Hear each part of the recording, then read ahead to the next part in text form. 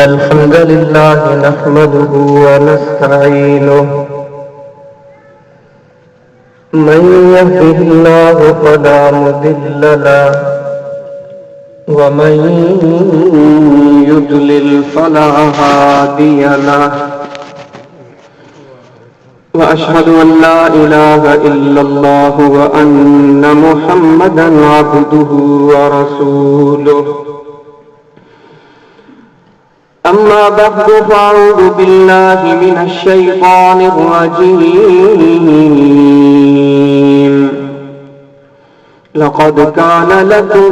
في رسول الله أسوة حسنة لمن كان يرجو الله واليوم الآخر وذكر الله كثيرا اللهم صل على محمد وعلى آل محمد كما صليت على إبراهيم وعلى آل إبراهيم إنك حميد مجيد اللهم بارك على محمد وعلى آل محمد كما باركت على إبراهيم وعلى آل إبراهيم إنك حميد مجيد سبحانك لا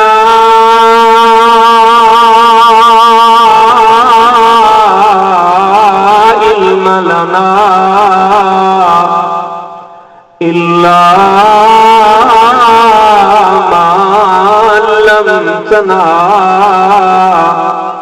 إنك أنت العليم الحكيم رب اشرح لي صدري ويسر لي أمري واحلل عقدة من لساني يفقهوا قولي دوستو हदीस के बाद सुनन इब्ने माजा के अंदर इमाम मुहम्मद बिन यजीद बिन माजा रहमहुल्लाह किताब ज़ुहद के अंदर हिकिड़ो बाब कायम कयो तो बाब तौक़ी बिल अमल त नेकी करण खां बाद में ड्रिजण जो बयान अल्लाह जे दर रुजू करण ऐं मोटण जो बयान पंहिंजे अमल जे सिलसिले में ख़ाइफ़ ऐं ख़ौफ़ज़दा रहण जो बयान उहा साॻी हदीस इमाम अहमद बिन हंबल पंहिंजी तसनीफ़ लतीफ़ मुस्नद अहमद में हदीस आयशा रज़ियल्लाहु ताला अन्हा जी सीरीज़ में ज़िक्र कई इन्हें बिन किताबन समेत यह हदीस कई किताबन में मौजूद आ तो जॾहिं अल्लाह जे कुरान जी हिकिड़ी आयत नाज़िल थी वल्लज़ीन युतून मा अतौ व क़ुलूबुहुम वजिला हिकिड़ा माण्हू अहिड़ा हूंदा जिन जे दिलनि ते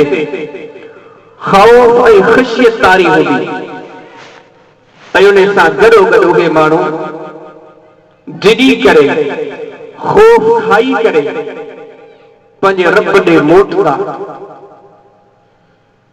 हाणे इन आयत खे अगरि एसी ताईं पढ़जे या सिर्फ़ आयत जी माना ऐं ज़ाहिरी मफ़हूम ते नज़र कजे त इन मां मुराद इहो आहे हिकिड़ो गुनाहगार इंसान आहे गुनाह कई पर जॾहिं ज़मीर पंहिंजी जाइ ते आयो अकल ठिकाणे आयो उनखे डप लॻो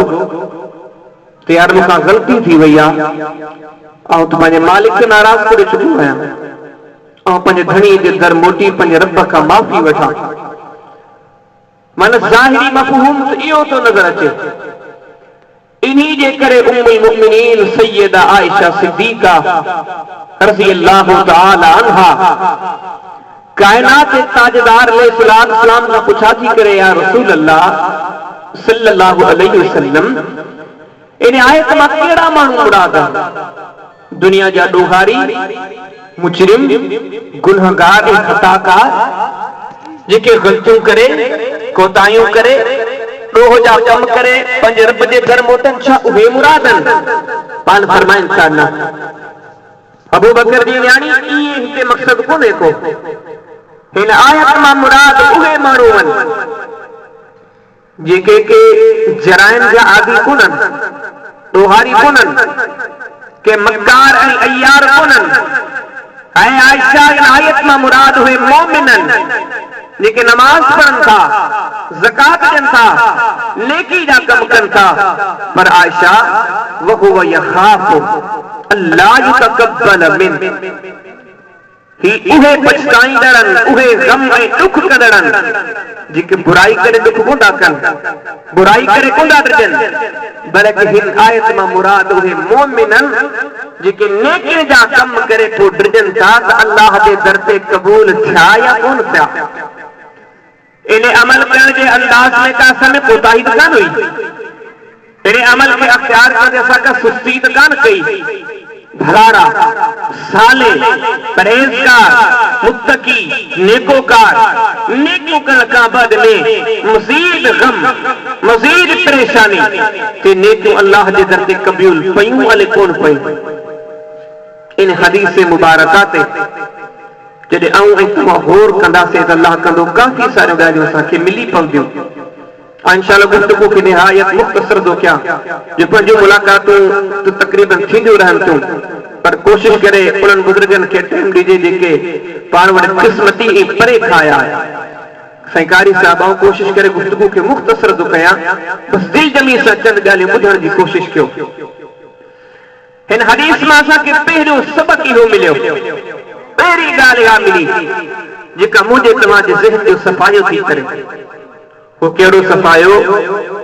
ये हदीस मुखे तुखे दस दी दे याद रख मुसलमान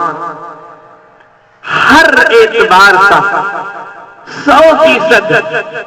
यकीनी फहम ऐं फरासत यकीनी कौल ऐं फ़इल 100% हक़ ते मबनी फैसलो अगर के जो आहे तो वो अल्लाह जे महबूब जो सल्लल्लाहु अलैहि वसल्लम दुनिया में चाहे केर भी हुजे केड़ी अज़ीम ज़ात हुजे पर याद रहे तुझे सां ग़लती थी सके थी अॼु आयत जी माना ऐं मफ़हूम ॿुधाइण में ग़लती कई या ग़लती लगी के कराची हैदराबाद पाकिस्तान इंडिया बंगाल बर्रे सगीर जेके मदरसे जे शागिर्द के न ओ मस्जिद नबवी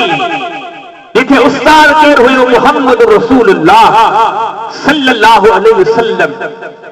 उन्हें अजीम मदरसे जी वह अजीम खातून जेके सनद दुनिया वारे न अरशन वारे रब ॾिनी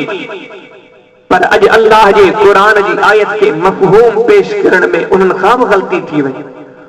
आयत मां मक़सद ॿियो हो पर सैयदा जो कुझु सम्झी वेठियूं हाणे तूं मूंखे ॿुधा त रसूलनि जे सरदार जी शागिर्दाणी उम्मुल मुमिनीन कायनात जे सरदार इस्लाम जी ज़ौजे मुहतरमा इल्म ऐं अमल जे आला उहदनि ते फाइज़ जॾहिं आयशा सिद्दीक़ा रज़ी अल्लाह ताला अन्हो जी गुफ्तगू में ग़लती थी सघे थी मुंहिंजे ऐं तुंहिंजे लॾे जे मौलवी जी कहिड़ी हैसियत मुझे तुझे अकाबिर जी केड़ी हैसियत इन हदीस अव्वल असा के दस दिनों ओ मुसलमान केड़े भी तबके सा लागू हुआ केड़े भी गिरोह सा लागू हुआ केड़े भी नस्ल जो मालिका केड़ी भी तंजीम सा वाबिस्ता हो केड़ी जमात जो फर्दा पर बुद्ध सारी जमात जा सरदार पजी जाए थे सारी जमात का उलमा पजी जाए थे तमाम सर मकतबे फिक्र जा उलमा खुतबा फुकहा सुलहा अकाबिर असानिर असलाह अखलाक सब पजी जाए थे पर मुसलमान हुजन जे नाते सोच या बरात सब का आला जात है मुहम्मद रसूलुल्लाह जी सल्लल्लाहु अलैहि वसल्लम इन सोच के पैदा कई पंहिंजे मामलाती मसाइल के सजे खडे हल करण जे बजाय आसमान तां लाथी तालीम कुरान और सुन्नत की सूरत में हल करण जी कोशिश कयो जो रब से असांखे इहो गस रसियो रब से इहो दस ॾिनो या अय्युहल्लज़ीना आमनू रब फरमाया ऐ ईमान वारो अतीउल्लाह व अतीउर रसूल, इताअत कयो अल्लाह जी, इताअत कयो अल्लाह जे प्यारे पैगंबर सल्लल्लाहु अलैहि वसल्लम जी, व उलिल अमर, अमीरन जी, उलमा जी। पर अल्लाह से साथ फरमाया फ़इन तनाज़अतुम फी शैइन फरुद्दूहु इलल्लाहि वर रसूल। पर जेकर कोई इख्तिलाफ थी पे उन इख्तिलाफ के नतीजे में ये न हुअण घुर्जे हिकिड़ो मुसलमान चवे इन जो फ़ैसिलो मुंहिंजो सरदार कंदो, ॿियो मुसलमान चवे इन जो फ़ैसिलो मुंहिंजो सरदार कंदो, ॿियो मुसलमान चवे इन जो फ़ैसिलो मुंहिंजो सरदार कंदो, चौथो मुसलमान चवे मुंहिंजो इन जो फ़ैसिलो मुंहिंजो सरदार कंदो। रब आसमाननि तां मूंखे तोखे हल ॾिसो आहे उकल में पढ़ वारा, जॾहिं बि तुंहिंजो इख्तिलाफ थी पवे, जॾहिं बि तुंहिंजे विच में इंतशार थी पवे, फ़इन तनाज़अतुम फ़ी शैइन, कंहिं बि मसले में तुंहिंजो इख्तिलाफ थी पियो आहे, दुनिया जे के सरदार जे दर ते नाहे वञणो, दुनिया जे के आलिम जी फतवा खे नाहे पढ़णो, दुनिया जे के वॾे नाले खे ॿुधी करे उते नाहे झुकणो। फरुद्दूहु इलल्लाहि वर रसूल, मोट पंहिंजे रब ॾे, रब जे हबीब रसूलुल्लाह जी ज़ात ॾे सल्लल्लाहु अलैहि वसल्लम। छो त अल्लाह जी ज़ात में ख़ता का मां बहुत रब्बा, पर इन मखलूक में हिकड़ी ज़ात आहे, सारी दुनिया जा इमाम अगवान पेशवा महबूब मुकर्रब सभिनी जा रुतबा पंहिंजी जाइ ते, पर हिन मखलूक में हिकड़ी ज़ात आहे जंहिंजे ज़ुबान जे हिकिड़े हिकिड़े जुमिले ते ईअं सम्झो अल्लाह जे वही जो पहिरो आहे, जंहिंजी ज़िंदगी जी हिकिड़ी हिकिड़ी अदा ते ईअं सम्झो त अल्लाह जी वही जो पहिरो आहे, जंहिंजे दर ते ॾींहं में बार बार जिब्रील ईंदो आहे, हिकिड़े हिकिड़े ॾींहं में हिकिड़ी हिकिड़ी रात में हिकिड़ी हिकिड़ी महफ़िल में जंहिंजे दर ते बार बार जिब्रील ईंदो आहे, रब मथां पैगाम मोकिलींदो आहे, पोइ मुंहिंजा रसूल ही अमल करणो आहे, ही अमल छॾणो आहे, ही जुमिलो चवणो आहे, ही जुमिलो नाहे चवणो। हदीस पहिरियों नस ॾिनो पंहिंजे सहननि खे दुरुस्त रखो। हिकिड़े हिकिड़े नुक़्ते ते ॻाल्हियूं वॾियूं तवील आहिनि, पर मूं तव्हांखे शुरू में चयो अॼु पंहिंजी गुफ़्तगू मुख़्तसर थींदी।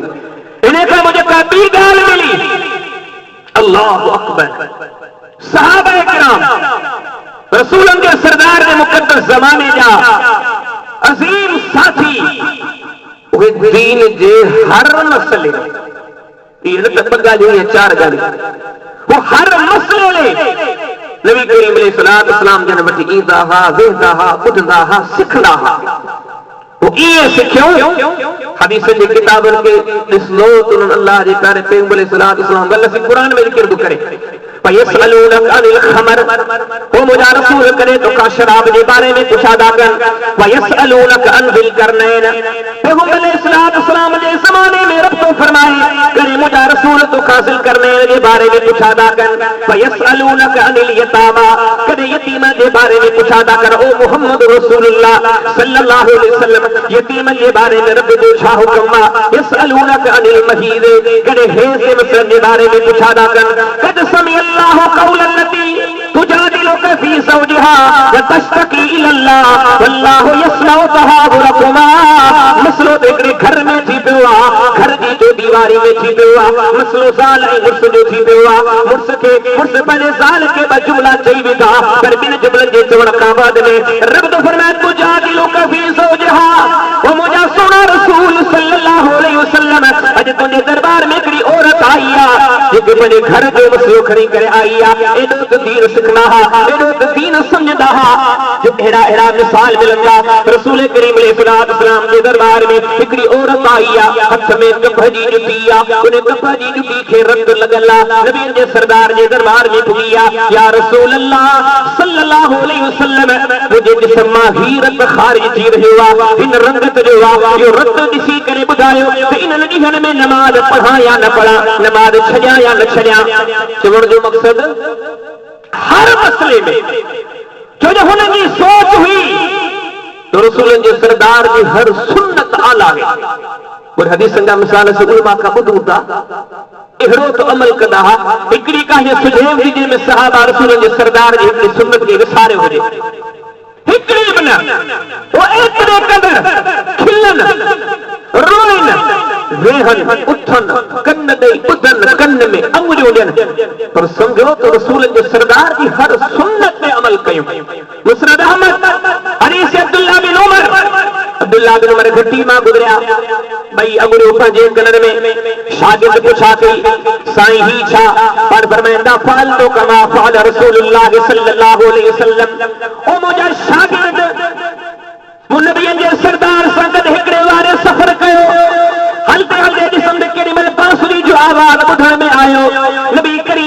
सल्लल्लाहु अलैहि वसल्लम पंजा बई अंगर पंजे हथ जो बई अंगर पंजे कनन में दाखिल कयो ऐं बार-बार मुखा पुछंदा रहिया अब्दुल्ला ॿुधा अञा आवाज़ अचे थो या न वरी अॻिते हलिया वरी पुछंदा अब्दुल्ला आवाज़ अचे थो या न जॾहिं मूं नबी करीम सल्लल्लाहु अलैहि वसल्लम खे चयो या रसूल अल्लाह सल्लल्लाहु अलैहि वसल्लम हाणे आवाज़ अचणु बंदि थी वियो आहे पाण पंहिंजे अंगननि मां अंगूरी कढनि था पिया हाणे अॼु वरी अब्दुल्ला ईअं पियो करे शागिर्द खां पुछे थो आवाज़ अचे थो या न वरी अॻिते हली आवाज़ अचे थो या न वरी अॻिते हली आवाज़ अचे थो या न एॾो सभु मरहला ॻोल्हिया शागिर्द पुॼा के साईं ही छा फरमाईंदा फालतू कमा क़ाल रसूलुल्लाह सल्लल्लाहु अलैहि वसल्लम जेको कम मूं नबियनि जे सरदार खे कंदे ॾिठो मूं कयो हदीस ॿुधायो सुनन दाऊद किताबुल जिहाद बाब मा यक़ूलु रजुल सा रकिब इसन वारे ॾिठो सैदना अली बिना के वजह जी खिले पियो पुछे से इहो वरी छा पर फरमाए अहिड़े अंदाज़ सां मूं नबियनि जे सरदार खे खिलंदे ॾिठो दिल थी चवे त आउं उन खिल खे अख़्तियार करे सुन्नत ते अमल कयां सही बुखारी किताबुल अज़ान बाब 71 अस्सलातु इंदल उस्तवाना सलमा बिन अकवा के ॾिठो सभई हिकड़ी जाइ ते फर्ज नमाज पढ़ी सुन्नत नमाज ले नफिल नमाज ले सभई जेले मस्जिद नबी जो हिकिड़ो तूदो ॾिसी जॾहिं सभई पे उते नमाज पढ़े पर पूरो थियो सुन्नत जे लाइ डोड़ी करे के उठी बीहे शागिर्द पुॼा के साईं इहो वरी छा पर फरमाईंदा इन जे करे जो इन तूते वारी जाइ ते नबी करीम अलैहिस्सलाम के नमाज पढ़ते ॾिठी अक्सर पाण ते पढ़दा तो उन जे करे मूं तहियो करे छॾियो त सुन्नत नमाज इते पढ़बी मुस्नद अहमद हदीस अब्दुल्ला बिन उमर काबे जी जेका चौथी वारी उन में दाखिल थियो पर पुछा तो करे बिलाल हबशी का बिलाल तू तो रसूलन जे सरदार सां कदे बैतुल्लाह में दाखिल थियो है ॿुधा नबी करीम अलैहिस्सलाम कहिड़ी जाइ ते नमाज पढ़दा हा बिलाल इशारो करे दो फलानी जाइ ते माना रसूलन जे सरदार जे ज़माने में नबी करीम अलैहिस्सलाम की हर सुन्नत क़ाबिल अमल हुई हाणे ते हिकिड़ी वॾी ॾुख जी ॻाल्हि ॿुधायां असां मुस्लमाननि जो हाल मुझो ऐं तव्हांजो हाल ये कोने अपने बुराई में को हिकड़ो फिरको गर्क ये कोने अपने बुराई में को हिकड़े नसरे जा माण्हू गर्कन सारी उम्मत के ॾिसो सभिनी गिरोहनि खे ॾिसो दर दर ते वञी ॾिसो हर फिरको जे तो 5 या 7 सुन्नत उन खे वठी वेठो आहे उन ते अमल करे तो बस मूं काफ़ी करे जन के तो छॾूं था असां पंहिंजी जमात ऐं हदीस खे ॾिसूं था असां हदीसनि वटि सुन्नत जो अक्सर ज़िक्र थिए थो यकीनन करणु घुर्जे सुन्नत जो वॾो मक़ाम आहे सही बुखारी किताब निकाह पहिरियों चैप्टर अत-तरगीब फिल निकाह रसूलन जे सरदार सल्लल्लाहु जो ऐलान फमन रगिब अन सुन्नती फलैस मिन्ना परवर में दजे मुझे सुन्नत के छड़े होने जो मूसा ताल्लुक होने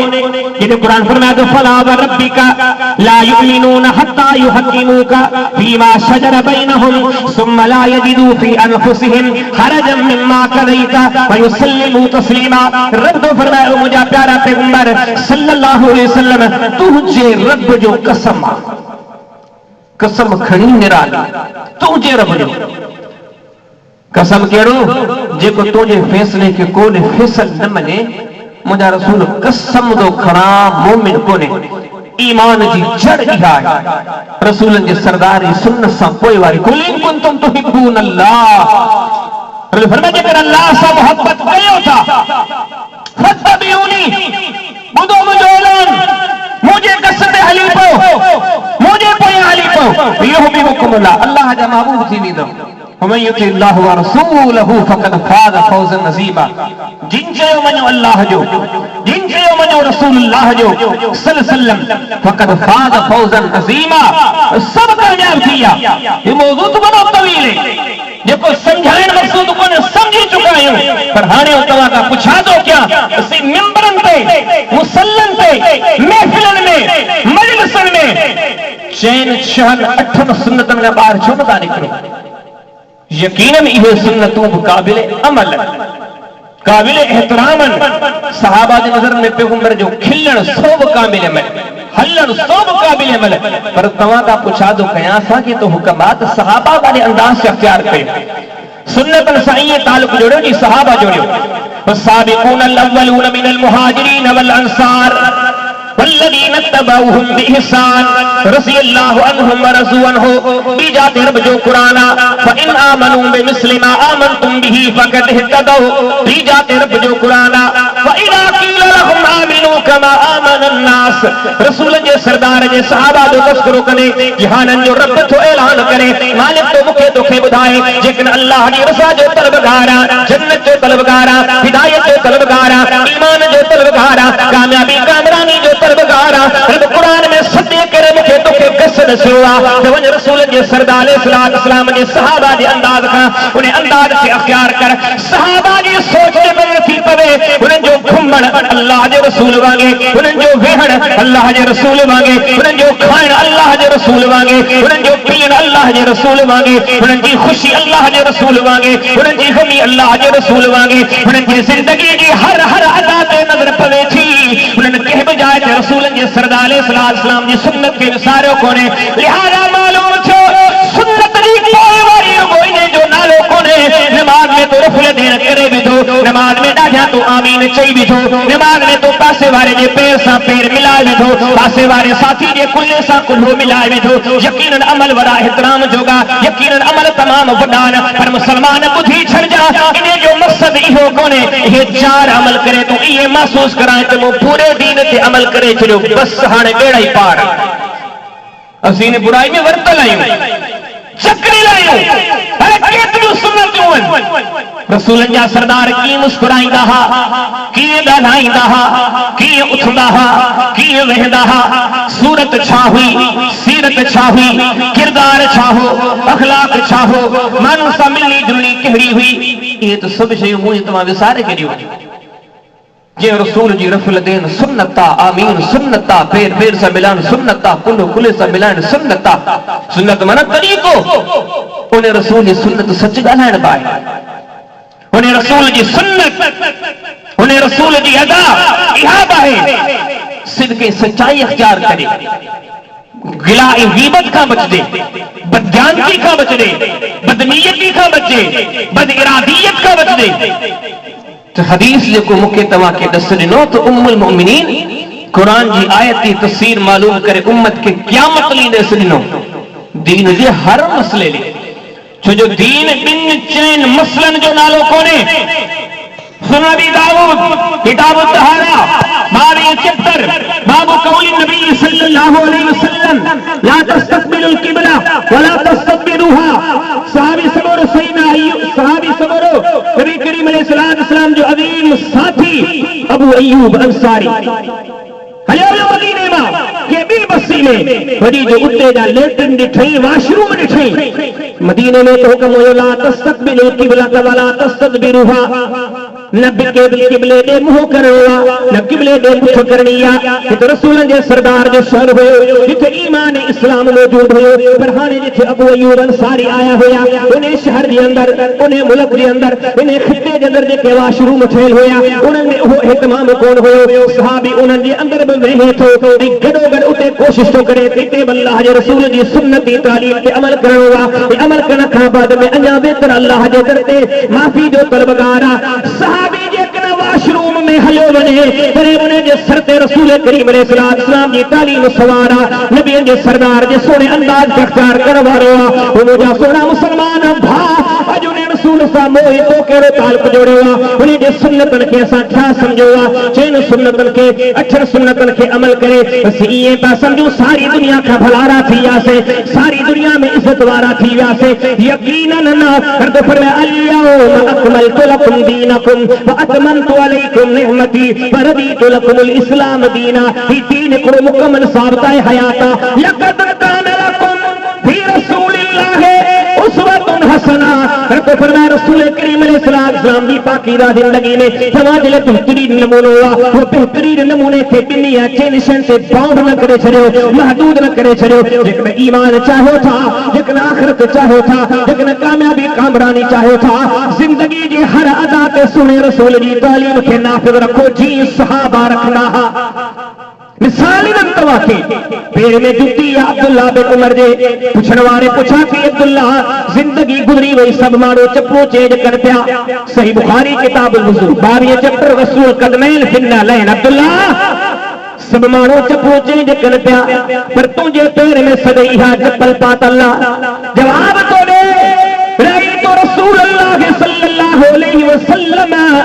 नबी करीम अलैहि सलातो सलाम जन के दिठो हुयो नबी जे सरदार जे पैर में ही चप्पल हुंदी हुई बोले अली रजी अल्लाह ताला ने मुस्कुराए पियो पुछण वारे पुछा कई अली छो पियो मुस्कुराई के फिर रसूल जे सरदार जी सुन्नता बोले अब्दुल्ला पे कनन में अंगूर विधो पुछण वारे पुछा कि अब्दुल्ला ही चाहे पर मैं नबी करीम अलैहि सलातो सलाम के ये मुकंदे दिठो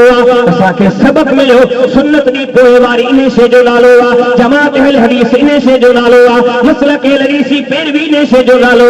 इन्हें जो लालो कोने ते चैन कमन में सुन्नत के तलाश करी चैन अमलन में सुन्नत की पोएवारी करी तुझी खुशी तुझी गमी तुझी उठड़ी तुझी वेहड़ी तुझी खानी तुझी पीनी तुझो दोस्तियों तुझो दुश्मनियों तुझा ताल्लुकात सब रसूलन जे सरदार जी सुन्नत जे उबतड़ ए दावा करी तो सुन्नत जो पैरोकार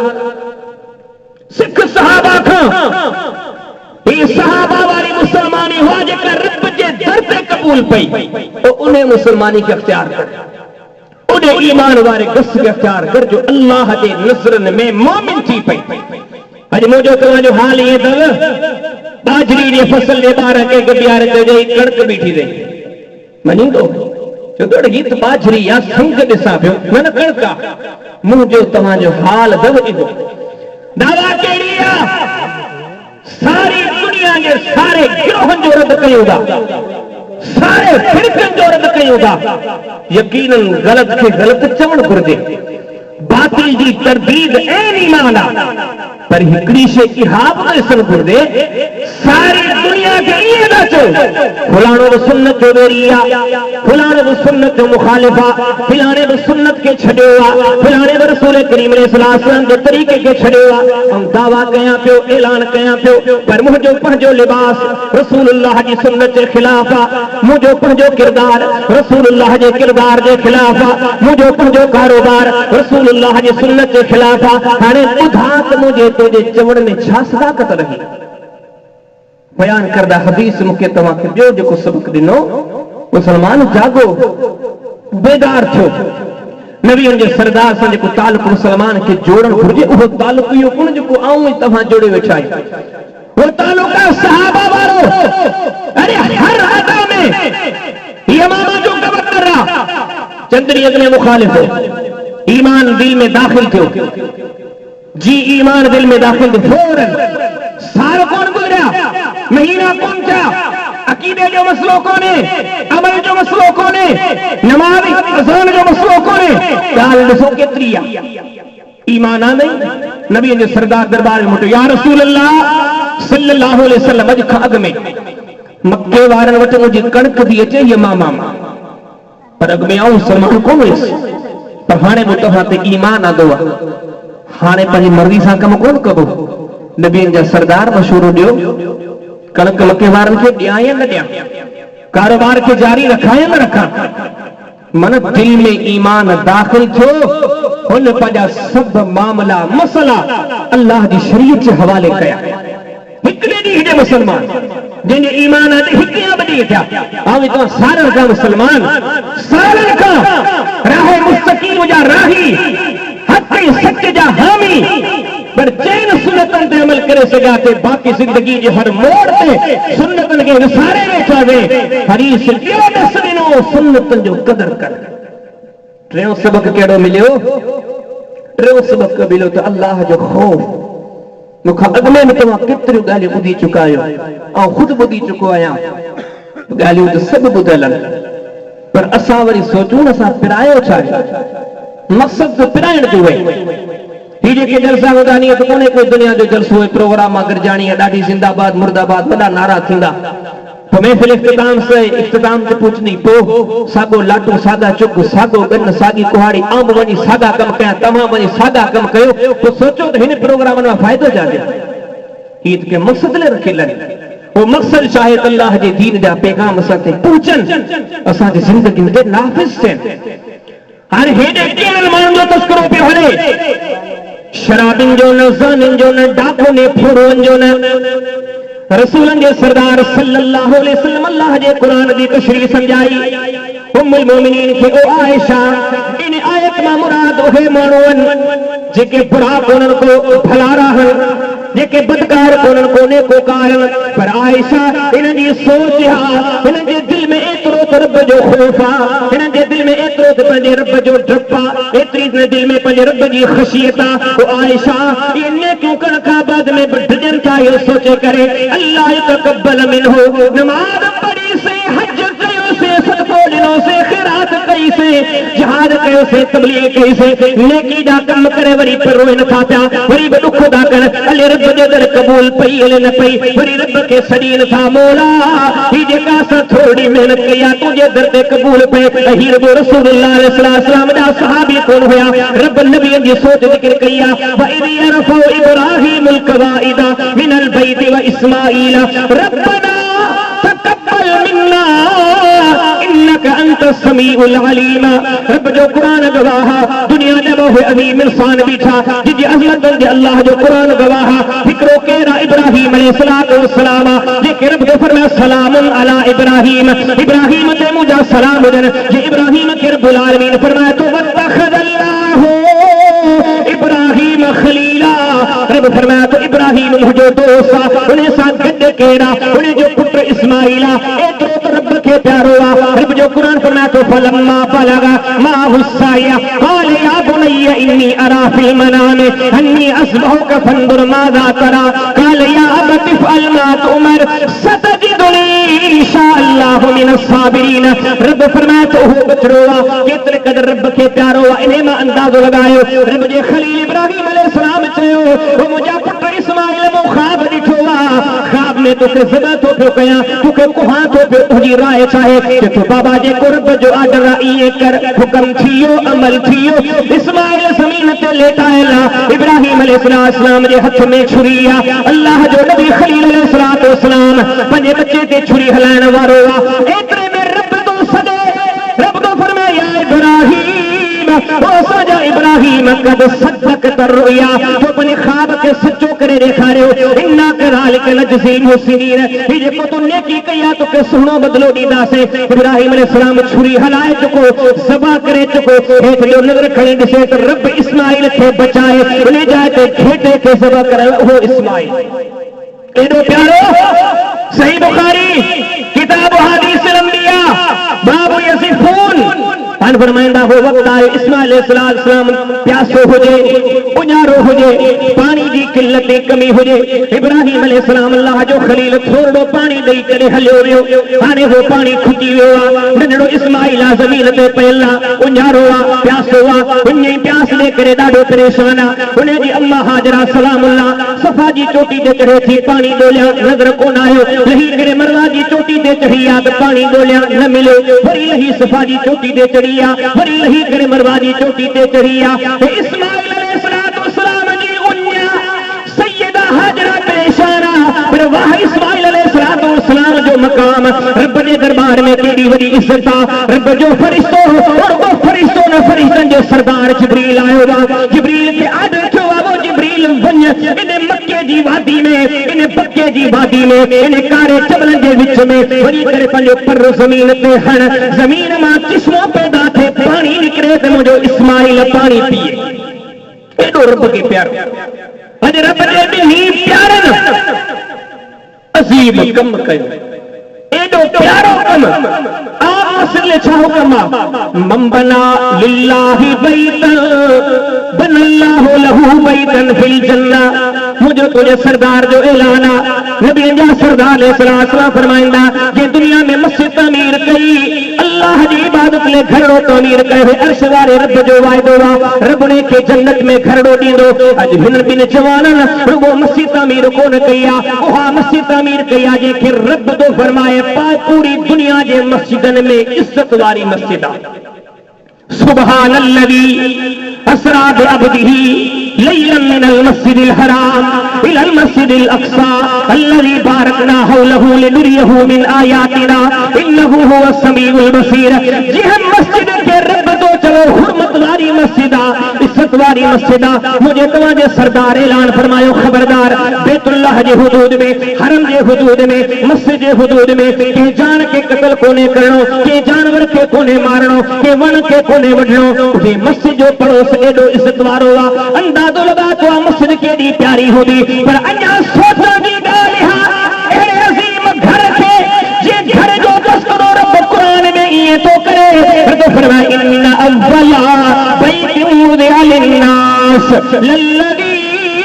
बेबरकत मुबारक व हुदल लिल आलमीन रब फरमाया तो मक्को अज खाना कल खाना टोडी खाना जड़े का दुनिया जुड़िया इन धरती दे सब का पेड़ो इज्जत वारो बरकत वारो तौहीद वारो ईमान वारो हिदायत वारो घर मक्को व बैतुल्लाह अरे उठेगे तो तामीर करे छा चवे रब जे कुरान जा जुमला रब्बना ओ जहान जा रब इतई बुनियादो खड़न था प्या उठो इब्राहिम अलैहिस्सलाम तामीर कराए पियो उठो इस्माइल गद्दा बिन बैतुल्लाह के तामीर कयो तामीर सागर केड़ा जुमला रब्बना सजा रब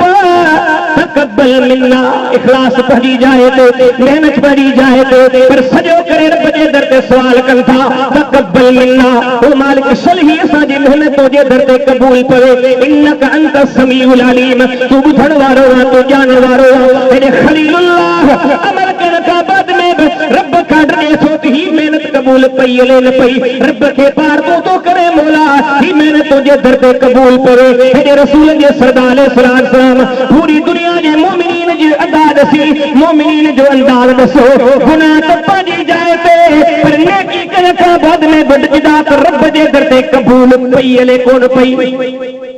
केडी सोच में तब्दील अची वई गौर कयो अज अल्लाह जे कुरान के बुधण वाला खोर मिलदा ओ नबियन जे सरदार जे फरमान के बुधण वाला खोर मिलदा पर मुसलमान खोर कर जो फुकदाना रब जे कुरान में ध्यान जो फुकदाना केर सोचे केर होरी विचार करे दुनिया जे धंधन में ये गर्क थी वियासे दुनिया जे मामलाती मसाइल में एडो गर्क थी वियासे अल्लाह जे आयतन दे को तदब्बुरी तफक्कुर कोने गौर कर मुजो जो सरदार मोमिनन जी सिफत दया जो दसे जेके नेकी कन था तने बदजन था रब दे दर ते कबूल पई ले कोन पई तू आयो तो गुनाह करे तो काट जो केडी दुख जी गाल इन ॻाल्हियुनि ते गौर कयो मुखां अॻिले ॿुधी चुको क़यामतन क़रीब अचणी आहे इक़्तरब लिन्नास हिसाबुहुम व हुम फी गफ़लतिन मुरिदून अर्दो फरमाया ईअं न सम्झो त क़यामत परे आहे क़यामत वेझे आहे वमा मुरसा इल्ला कलमहिल बसर अकरब अरे जे रब चाहे तो अख छिंभ में उन्हें कावत में क़यामत के बरपा करे सके तो रब्बुल आलमीन फरमाया तो इन्ना नराहु करीबा क़यामत परे कोने तो छोड़ता होर कयो रब मोमिन जी अदा ते हदसिया गुनाह न का त भजदा पर नेकी कल का तो रब जे दर ते भजदा रब जे दर ते कबूल पई ले न पई तू जो मुजो ईमान एडो कमजोर थियो ओ कल में परवारा तुजी मुजी दिल दी मुर्दा थी वई दिमा ईमान जा जनाजा निकरी विया एतरे कदर दिल में बेखौफी अची वई एतरे कदर दिल में बेखौफी अची वई रसूलन जे सरदार दे ज़माने जा माण्हू नेकी करे बडन था तू या तो गुनाह जो कम कंदे खुदा डरजो इन शे जी जरूरत आहे असल सबक दा वही हो तसी पजे दिलन ते नजर कयो ही जो असां जो ज़ाहिरी शक्लूं जिसामत असां के हुक्म आ पजे ज़ाहिर जी भी सलाह कयो पर इन्नल्लाह ला यंजुरु इला सुवरिकुम व अजसादिकुम वलाकिन यंजुरु इला कुलूबिकुम व अमालिकुम तुझे मुझे सरदार जो ऐलान थई ओ जे जुमले जी रब गारंटी दी उन्हें जो ऐलान थई जे मथा कुरान जेड़ो किताब नाज़िल तो उन्हें जो ऐलान थई केड़ो ऐलान कान फरमाइंदा इन्नल्लाह ला यंजुरु इला सुवरिकुम रब तवाजे सूरतन के कोंदो दिसे केड़ो गोरो केड़ो कारो गंगो दी या कोन दी कपड़ा केड़ा पाता दस पैर केड़ा दस चप्पल केड़ा दस रब तवाजे सूरतन दे तवाजे जिस्म दे कोंदो दिसे मुजो तुजो सरदार फरमाया तो वला की यंजुरु इला कुलूबिकुम व अमालिकुम रब जी नजर तवाजे दिलन ते आ रब जी नजर तवाजे अमलन ते आ रब बाने जी दिल के पियो से इन दिल में दुनिया जी मोहब्बत खणी आ या मो रब जी मोहब्बत खणी आ इन दिल में दुनिया जे सनावर जो डप घणो आ दुनिया जे ताकतवर जो डप घणो आ दुनिया जे सोरावर जो डप घणो आ जाने दिल में अल्लाह जो डप घणो आ रसूल जे सरदार ही जुमला चई करे मुखे तोखे समझायो मुखे तोखे दस ॾिनो उकल में पण वारा रब जी ज़ात वट अगर पाण खे वणण चाही थो त पंहिंजे दिल जी इस्लाह कर पंहिंजे दिल में खुदा जो खौफ पैदा कर नबी जे सरदार जी का तबलीग कई हुई अॼु केॾो फुक़दान आहे असल ईमानी अदाओं असांजे माशरे में असां मां बिल्कुलु निकिरी इमाम अबू नुईम जी किताब अल फितन जी हदीस मुबारका रसूलन जे सरदार अल्लाह जी वही सां हुक्म फरमायो इरशाद फरमायो पाण फरमायो मुंहिंजा सहाबी अहिड़ो दौर ईंदो एॾो ज़मानो ईंदो वॾियूं मस्जिदूं हूंदियूं वॾनि मस्जिदनि में वॾियूं जमातूं हूंदियूं पर सहाबियो उन जमातनि जा सीना ईमान इखलास अल्लाह जे खौफ खां खाली हूंदा यकीन ॼाण इन जुमलनि ते ही दुनिया जेके आम माण्हू जो उन रसूल जो ॿोल आहे जेके रब फरमाए हिकिड़ो हिकिड़ो जुमलो रब जे तरफ़ां थो ॻाल्हाए क़ाबिल गौर ॻाल्हि सारी दुनिया जा सरदार भुतार अॻवान चङा मठा पंहिंजी जाइ ते सभ खां वॾी इज़त वारी ॻाल्हि मुंहिंजे तुंहिंजे सरदार जी गौर कर फरमायो ज़मानो ईंदो वॾियूं मस्जिदूं हूंदियूं वॾियूं जमातूं हूंदियूं पर ने जमातनि में बिठल माण्हुनि जा दिल ईमान इखलास खां खाली हूंदा इन जुमले ते गौर करे मुसलमान पंहिंजे दिल ते नज़र रखजा पंहिंजे वजूद ते नज़र रखजा इन मामलात खे सम्झण जी कोशिश कयां तुंहिंजे मुंहिंजे दिल में केॾो ईमान आहे केतिरो रब जो डप आहे या इन्ना खलकनाकुम मिन ज़करिन व उन्सा वजअलनाकुम शुऊबा व क़बाइल लितारफू इन्न अकरमकुम इंदल्लाहि अतकाकुम इन्नल्लाह अलीमुन खबीर दुनिया में माण्हू सम्झनि था इज़त वारो हो जेको अमीर जो पुत्र फिलाने साथ जो फिलाने कबीले जो फिलाने खानदान जो फिलाने सरदार जो पुत्र फिलाने वडेरे जो पुत्र फिलाने जागीरदार जो पुत्र पर रब तो फरमाए नन्ना रब वटि उसूल कोने इन्न अकरमकुम इंदल्लाहि अतकाकुम रब वटि वधीक इज़त वारो होवा जे दिल में तकवा घणी आहे रब जो खौफ घणो आहे असां केतिरो रखियो हदीसनि जी किताबनि खे पढ़ूं था तले केतिरा मिसाल मिलनि था हदीस इमाम मुस्नद अहमद में इमाम अहमद बिन हंबल ज़िक्र कयो इमाम नसाई पंहिंजी सुनन में ऐं कई अइम्मा इन हदीस मुबारका खे ज़िक्र कयो सैयदा अस्मा फरमाया त हिकिड़े ॾींहुं नबी करीम अलैहिस्सलातु वस्सलाम जन हिकिड़े ॾींहुं ख़ुतबो ॾिनो उन ख़ुतबे में अहिड़ियूं के चंद ॻाल्हियूं कयूं नतीजो छा निकितो सहाबा रोअण लॻा सैयदा फरमाया त ईअं रोअण लॻा मां अफ़हमु कलाम रसूलिल्लाह सल्लल्लाहु अलैहि वसल्लम पोयां जेके औरतूं से वेठो हुयोसीं का ख़बर न पे पई को पतो न पे पियो त रसूलनि जा सरदार चवनि छा था पाण करीमनि जो आवाज़ सम्झी न पे सघियोसीं चलो ठीक है महफ़िल पंहिंजे इख़्तिताम ते पुगी घरनि ॾे मोटियोसीं पंहिंजे घर में मौजूद अफ़राद खां पुछा कईसीं ओ नबीअनि जे सरदार जी महफ़िल में वेहण वारा सहाबी अॼु कहिड़ी ॻाल्हि हुई अॼु कहिड़ो सबबु हुयो सहाबा एतिरे क़दुरु रोई पिया एतिरे क़दुरु रोज़गारे जो माहौल मस्जिद नबी में पैदा थी पियो जो पोयनि जी आवाज़ न पे आयो उहे सिंदा अस्मा अॼु नबी करीम सल्लल्लाहु अलैहि वसल्लम रब जे अज़ाब जो तस्करो कयो रब जे कहरे गज़ब जो तस्करो कयो कब्र जे अज़ाब जो तस्करो कयो सहाबा ॿुधी करे एतिरो त रब खां डिॼी विया एतिरे क़दुरु ढकाउ पैदा थी वियो अस्मा तो ॾिसी आई हुई सहाबा ईअं रोअण लॻा जो रसूलनि जे सरदार जी तकरीर जो आवाज़ तव्हां ताईं कोन पुॼो कॾहिं रसूलनि जे सरदार फरमायो हुई हज जो टेम अरफात दे मैदान में मुज़दलिफ़े में मीना में केतिरा हाजी रहनि था केतिरा खीमा खुतल हन पर पाण फरमाईंदा जेके यमन वारनि जा खीमा हन मां मोहम्मद ॾींहं जो नथो ॼाणियां यमन वारनि जो खीमो कहिड़ो आहे शाम वारनि जो खीमो कहिड़ो आहे ॾींहं जो नथो ॼाणा कहिड़े खीमे वारा केरनि पर पाण फरमाईंदा जॾहिं राति जो टाइम थींदो आहे मूंखे ख़बर पइजी वेंदी आहे त यमन वारनि जो खीमो कहिड़ो आहे अर्ज़ कयो या रसूल अल्लाह सल्लल्लाहु अलैहि वसल्लम तव्हांखे की ख़बर पवंदी आहे पाण फरमाईंदा जॾहिं राति जो पोयों पहर थींदो आहे यमन वारनि जे खीमनि मां राति जो तहज्जुद जे टाइम ते नमाज़नि जो अल्लाह जे डप में जॾहिं रोअण जो आवाज़ ईंदो आहे उन रोज़गारे खे ॿुधी उन रब जे डप में जेके नीर वहनि था रोअण जा आवाज़ पैदा थियनि था मां मोहम्मद ॿुधी करे सम्झी थो वञां त हे यमन वारनि जो खीमो आहे केतिरियूं हदीसूं मिलंदियूं रसूलनि जे सरदार ख़ुतबो ॾिनो सहाबा जूं अखियूं वसी पियूं केतिरा मिसाल मिलनि था मुंहिंजे तुंहिंजे सरदार जी हदीस बुधी करे सहाबा ददी पौंदा हा पर मुझी तुझी अजो की अदान से होर करे तो मुसलमान वो दीन किथे आ, वो ईमान किथे आ, वो इखलास किथे आ, वो मुसलमानी किथे आ, वो दीनदारी किथे आ। खुदा जे वास्ते ही रब जा पैगाम मुखे तुके दसने था ओ मुसलमान जेकर कामयाबी कामरानी चाहिए तो इन्हें अदाओं पर जिंदगी में पैदा कर। वस्साबिकून अव्वलून मिनल मुहाजिरीन वल अंसार वल्लज़ीना तबऊहुम बिइहसान। और जो फरमाए कामयाब हुए थीदा कामरान हुए थीदा ओ मुझे सहाबा का बाद में मुझे रसूल जे सहाबा का बाद में रब पंजे सच्चे कुरान में सदे करे ऐलान करे तो कामयाब हुए थीदा कामरान हुए थीदा जेके मुझे रसूल जे सहाबा जे नशे कदम ते हलन उन जे नशे कदम ते होर कर अरे तुझी मुझी पत्थर दिली ते होर कर उन जे अमल ते गौर कर अज तुझी मुझी बदअमली ते गौर करे उन जे ईमान ते होर करे तुझी मुझी बेईमानी ते होर करे। रब फरमाए ये सब गालियों दसे छो पियो रब जे कुरान ऐलान छो कया रसूलन जे सरदार ही गाली छो कयो नबियन जे सरदार जे सहाबा ही अमल छो कया क़यामत जे ले पैगाम ओ आखिरत जो सोजरो चढ़न वारा ओ सोनी समी जी नूरानियत चाहन वारा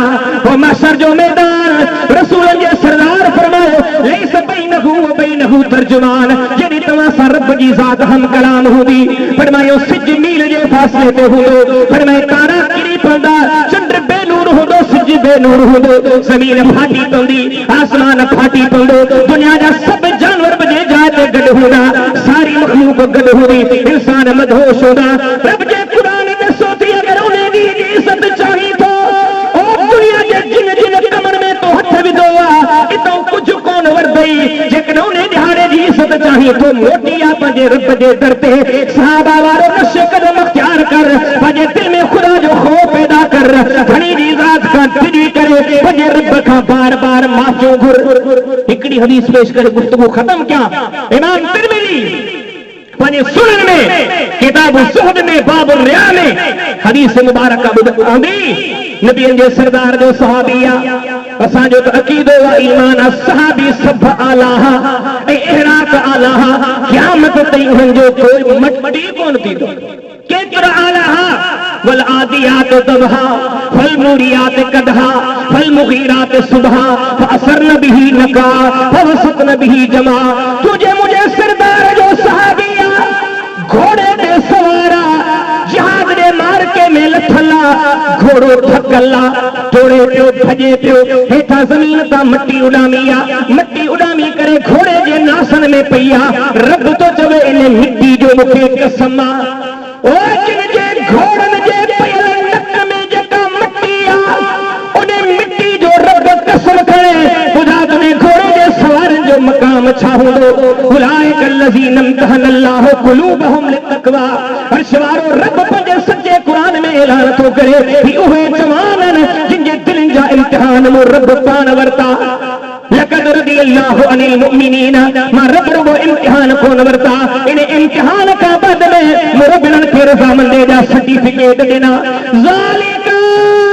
मसलुहुम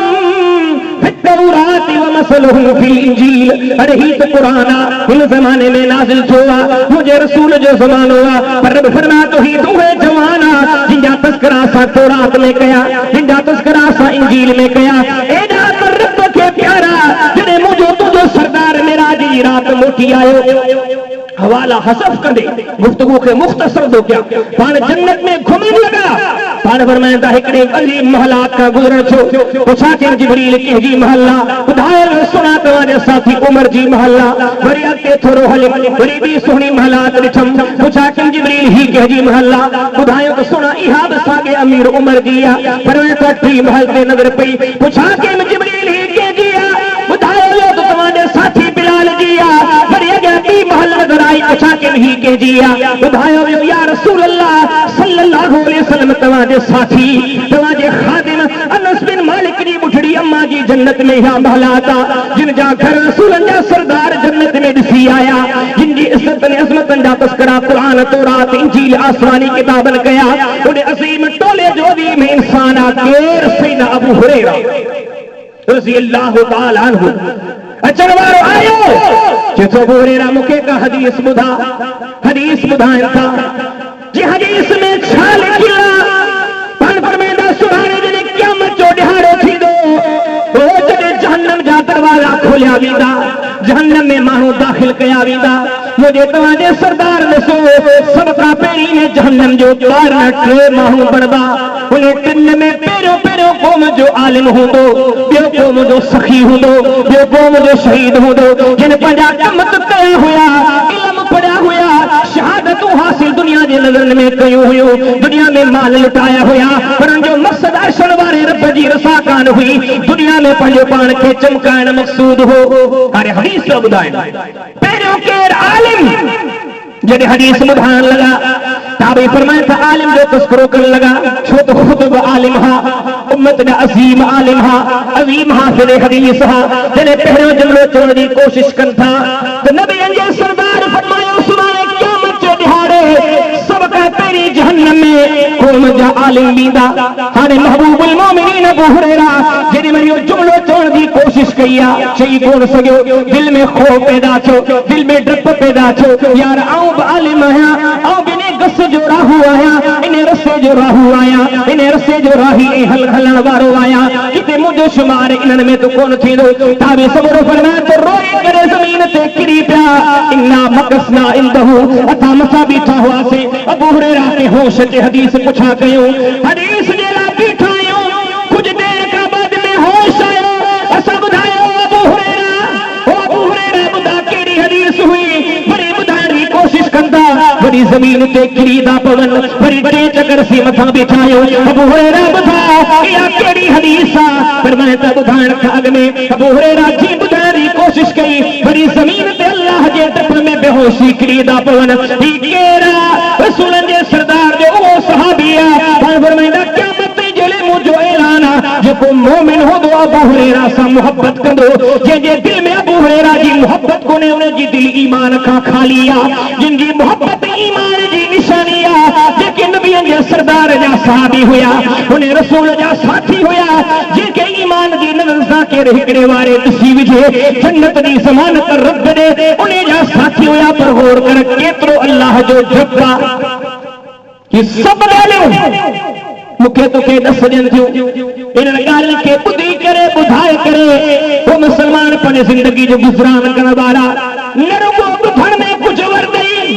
न रुॻो ॿुधाइण में वरदई वलैस लिल इंसान इल्ला मा सा अमल करे ॾेखार जो रब वटि अमल जी हैसियत आहे वमन यअमल मिस्काल ज़र्रतिन खैरन यरा वमन यअमल मिस्काल ज़र्रतिन शर्रन यरा ये ॻाल्हि ॿुधी करे जेकॾहिं ईमान आणी दे धणी जे दर ते मोटी दे गुनाहनि वारो मोह करे पंहिंजे रब खां माफ़ी वठे पंहिंजा ॾोह पंहिंजे धणी जे दर बख़्शाई दे पंहिंजे रब सां मुहबत उल्फत जो दावो करे पंहिंजे धणी जी रज़ा जे लाइ ज़िंदगी वक़फ़ करे क़यामत जे ॾींहुं तुंहिंजे अमल खे ज़ाया कोन थींदो ये महिनतूं ज़ाया कोन थींदियूं वमा कान अल्लाहु लियुज़ीअ अजरल मुहसिनीन रब तोखे बदिलो ॾींदई पर वमन यअमल मिस्काल ज़र्रतिन शर्रन यरा हेड़ा वाज़िह ऐलान हेड़ा वाज़िह क़ुरान जा पढ़ला सोने रसूल जा ऐलान ॿुधी करे अञा बि रब जे दर ते न अची अञा बि गुनाहनि जे गंद खां न निकिरी अञा बि मस्जिदनि जे वेझो न अची अञा बि रब जे ज़िक्र ते न मोटी अञा बि रसूलनि जे सरदार जे सुन्नतनि ते न मोटी अञा बि रब जो डपु पंहिंजे दिलि में पैदा न करी त रब फरमाए थो यादि रखजां जेका बेवाजिबी करी पियो जेका बदअमली करी पियो इनजो तोखे क़यामत जे ॾींहुं बदिलो ॾियणो पवंदो जेकॾहिं भलाई चाहीं थो थी ॻाल्हि ॿुधी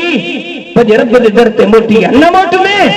या इबादी लौ अन्न अव्वलकुम व आखिरकुम व इंसकुम व जिन्नकुम कानू अला अतका अला क़ल्बि रजुलिन वाहिदिन मा ज़ाद फी मुल्की शैया पर मैं मुंहिंजी कुदरत ते फ़र्क़ु कोन पवंदो सभु मोमिन थी वञो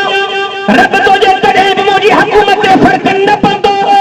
सभु बुरा थी वञो तॾहिं बि उते फ़र्क़ु कोन पवंदो इन अहसनतुम लिअनफुसिकुम धणी जे दर मोटी ईंदो रब सां जेकर मुहबत रखंदो रब जे हुक्मनि जा क़दरदान थी पवंदो त तव्हांजो फ़ाइदो आहे पर ही ॻाल्हि ॿुधी जेकर रब जे दर ते न आयो वैलुल लिकुल्लि अफ़ाकिन असीम यस्मउ आयातिल्लाहि तुतला अलैहि सुम्मा यसिरु मुस्तक्बिरन कअन लम यस्मअहा फबश्शिरहु बिअज़ाबिन अलीम फइज़ा अलिम मिन आयातिना शय्यन इत्तख़ज़हा हुज़ुआ उलाइका लहुम अज़ाबुन मुहीन। रब्बुल आलमीन फरमायो जेके माण्हू असांजूं ॻाल्हियूं ॿुधी करे ध्यान नथा धरनि, असांजे दर ते नथा अचनि, पंहिंजे रब जे दर ते रुजू नथा कनि, ॿुधी करे अणॿुधी था कनि, मग़रूराना ज़िंदगी बसर था कनि। रब फरमायो तो फबश्शिरहू, तो मुंहिंजा रसूल खे बिशारत ॾे। मौला छा जी बिशारत ॾियानि? फरमायो तो बे अज़ाबिन अलीम, असांजे दर्दनाक अज़ाब जी। व इज़ा अलिम बिन आयातिना शय्यन इत्तख़ज़हा हुज़वा। अरे सरदार जी ॻाल्हि खे मञे थो, सरदार जी ॻाल्हि खे मञे थो, प्रेसिडेंटी प्राइम मिनिस्टर जी ॻाल्हि खे मञे थो, थाणेदारी सूबेदार जी ॻाल्हि खे वैल्यू ॾे थो, हुन जे पॉलिसियुनि खे अख़्तियार करे थो। पर जेको मूं रब जूं ॻाल्हियूं ॿुधी करे मज़ाक सम्झे, मुंहिंजा रसूल मां क़ुरान में ऐलान थो कयां उलाइक लहुम अज़ाबुन मुहीन। अहिड़े दरिंदनि जे लाइ असां दर्दनाक अज़ाब तयारु कयो आहे। किस्सा कोन अल्लाह जो कलाम अलिफ लाम मीम ज़ालिकल किताबु ला रैब फीहि। वो किताब जंहिंजी सदाकत में को शक कोन्हे। छा थो चवे वो किताब? ओ मुसलमान इफ़लत मां जाग, ही शैतान जेका सुती दी शरीर ते मदहोश लॻो पियो, अकल खां कम वठ। तुंहिंजो नबी तोखे कहिड़ो सुहिणो कस ॾियो, पैगंबर अलैहिस्सलाम जा सहाबी केॾो सुहिणो कस ॾिया। अरे छा पियो करी, किथे पे वक़्तु विञाई? हिकु कुलनि वारी फौज जेका तुंहिंजा कम लिखे पई, कहिड़ा कम पियो लिखाए? कॾहिं सोचो थी जवाब ॾेई सघंदे? मूंखां अॻु में जीअं कोर्ट उस्मा जो अदालत उस्मा जो तस्करो ॿुधी चुका आहियो, जंहिंमें ला तातज़िरुल यौम, उज़र कोन हलंदा, यौम ला यनफ़उ सालिबीन मग़फ़िरतुहुम, केरु उज़र करे बहानो कोन थींदो। हाणे उज़र तॾहिं करे जॾहिं मौक़ो मिले, पर में उज़र खां अॻु में अल-यौम नख़्तिमु अला अफ़वाहिहिम, जंहिंजे मुंहं ते मोहरूं लॻाए छॾींदासीं, व तुकल्लिमुना अयदीहिम, असां सां हथ ॻाल्हाईंदा, पेर ॻाल्हाईंदा। ख़ुदा जे वास्ते जी सभु ॻाल्हियूं मूंखे तोखे ॾिसजनि। असांजो नबी सॻुड़ो कम अकल कोन हो, जो ही ॻाल्हियूं ॿुधी करे रोईंदो हो। सारी दुनिया जे अकल वारनि में, इल्म वारनि में, फ़हम वारनि में,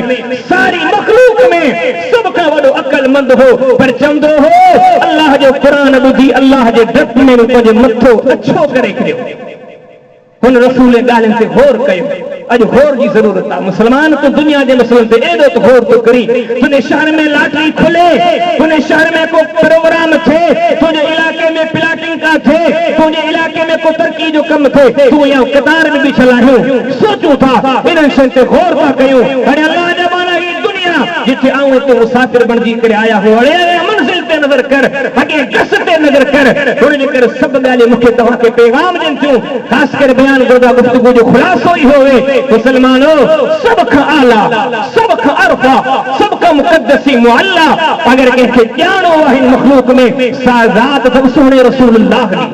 सल्लल्लाहु अलैहि वसल्लम। कुर्बानियूं ॾियो उनजे कौल जे साम्हूं, उनजे फ़इल जे साम्हूं पंहिंजी ज़ात खे ज़बह कयो, पंहिंजे इल्म फ़हम फ़िक्र खे ज़बह कयो, पंहिंजे अकाबिर असागिर जे अक़वाल खे ज़बह कयो। सभिनी खे तर्क करे उन ज़ात सां निभायो जंहिंसां निभाइण जन्नत जी ज़मानत आहे। उन खां पोइ ॿी ॻाल्हि, अचो रस्मी मुसलमान न बणिजो, रस्मी अहलुल हदीस न बणिजो, रस्मी अहलुल सुन्नत न बणिजो। रस्मी ॻाल्हि जी रब वटि का वैल्यू कोन्हे। अचो नबीअनि जे सरदार जे सुन्नतनि जो ईअं क़दर कयो कि सहाबा कंदा हुआ, सुन्नतनि सां हीअं मुहबत रखो कि सहाबा कंदा हुआ, कंहिं बि सुन्नत खे हक़ीर सम्झी करे छॾियो न। उन खां पोइ टी ॻाल्हि कि ज़िंदगी अमानत आहे, ज़िंदगी जो सफ़र अले किथे खुटे। अॼु महफ़िल में वेठा आहियूं, अले केरु पंहिंजे घर पहुचे या न पहुचे, हिन महफ़िल मां उथण नसीब थिए या न थिए। पल भर जा महिमान जंहिंजी ज़िंदगी जी का गारंटी कोन्हे, का वारंटी कोन्हे। पर मुसलमान तूं जीअं ई पियो, तूं ज़िंदगी गुज़ारी ईअं पियो ॼण तोखे मौत अचणो ई कोन्हे। रब जे क़ुरान ते गौर कर, रसूलनि जे सरदार जे फरामीन ते गौर कर, गुनाहनि जी ज़िंदगी खे तर्क कर, पंहिंजी ज़िंदगी जे ॾींहंनि जी क़ीमत ॼाण, इन जो क़दर कर, पंहिंजे रब खे राज़ी करण जी कोशिश कर। अगर धनी जे घर अॼु न मोटे ॾाढो ॾुखियो थींदे, उन ॾुख खां बचण खां अॻु पंहिंजे रब जे दर ते इंशाअल्लाह अर्शनि वारे रब जो गस आहे जंहिं ते हलंदे ख़ुदि सोचे वठ छा रब जे गस ते केरु हले नाकाम थींदो? कॾहिं बि कोन थींदो। दुनिया भी कामयाब, आखिरत कामयाब। रब का सवाल आहे मूंखे तव्हांखे सभिनी खे अमल जी तौफ़ीक़ बख़्शे। ही जेके चंद ॻाल्हियूं ॿुधियूं इहे असांखे पंहिंजे हीअं में हंधाणी तौफ़ीक़ अता फ़रमाए। व आख़िरु दावाना अनिल हम्दुलिल्लाहि रब्बिल आलमीन।